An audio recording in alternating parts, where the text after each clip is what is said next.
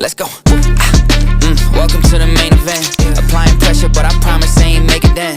In their heads, living free, I ain't paying rent. Wake up in the AM, making G's like Mercedes Benz. Whoa.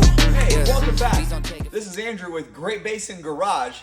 And this is Don. And this is my #1 guy, Don Ryan. And all things that are suffering, we bought a 2003 Mercedes ML500 today that drove home from the seller's house. So, we can open this hood here, like that.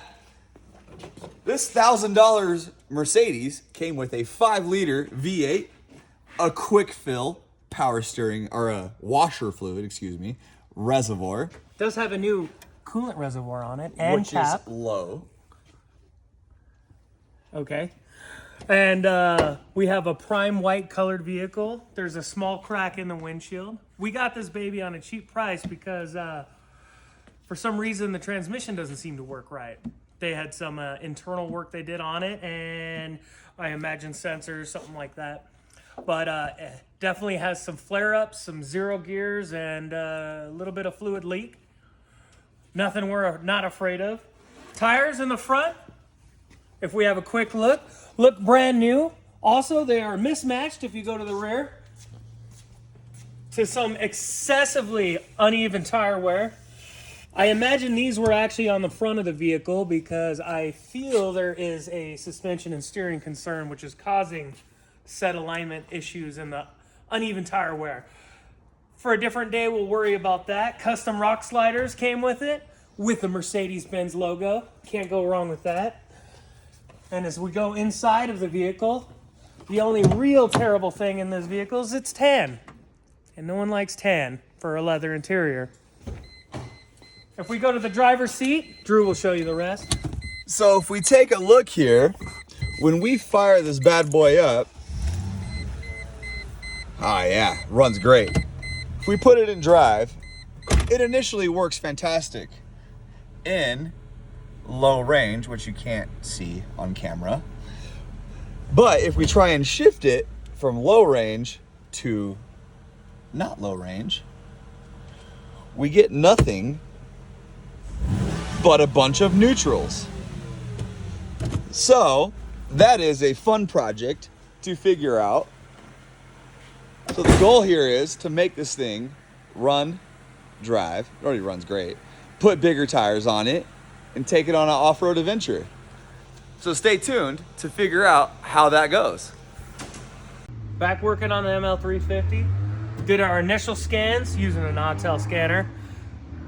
Currently we scanned 23 modules in this system with a total of 67 DTCs. Not unusual for a Mercedes, but let's cruise along. We got our engine faults going on. We got some ETCGS, some more, which is all talking about motor to transmission. This one can be ignored and erased. Don't worry about that code because you can ignore it and erase it. And then we have another fault here for some more issues going on in the transmission.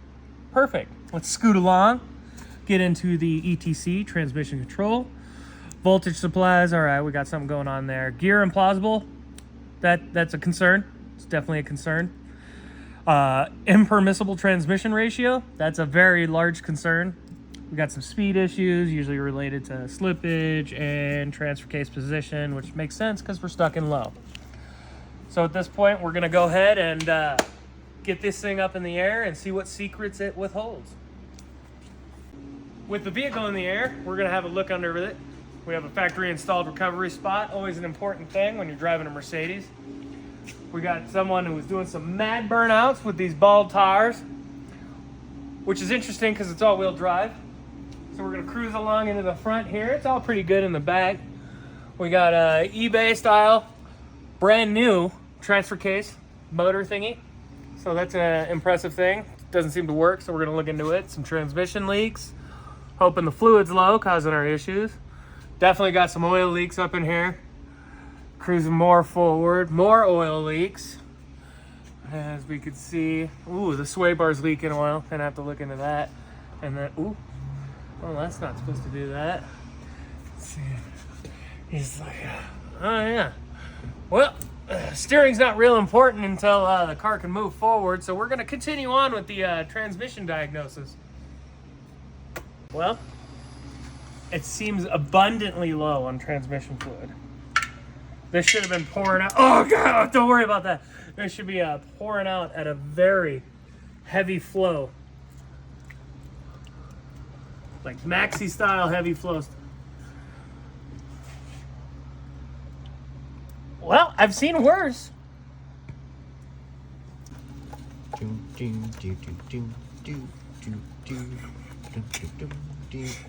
good background music.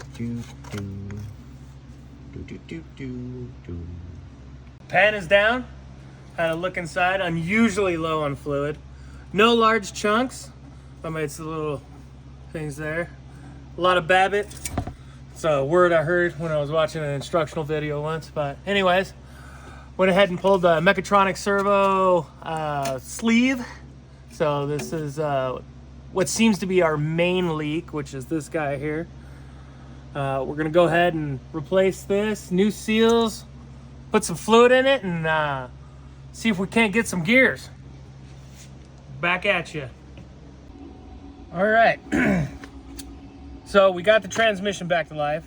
We did the filter, put pan on it, redid the mechatronic sleeve.